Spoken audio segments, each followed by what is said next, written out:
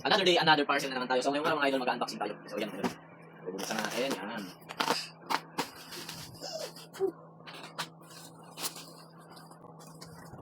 Tcharam! So alhamdulillah mga idol. So dumating na yung Binto car wash natin. So ganda mga idol. So sa mga gusto mag-negosyo ng car wash, ito yung mga idol. So nandito na yung susi niya. So bubuksan natin mga idol para mas makita niyo mga idol. So ito siya mga idol. Yan. So ganito lang siya mga idol gagamitin. Kahit ano mga idol, pag nakikita nyo, nandito yung plug, tapos may ano tayo dito, saksakan. Ayan. So isaksak nyo lang siya dito, tapos on. Yan. So on na siya mga idol, no? So kung napapansin nyo mga idol, 0-0 yan. So dito nyo lang isasaksak yung kung ano yung pwede, no? So halimbawa may charger, pakuha na ng charger, pakuha ng charger. So yan. No?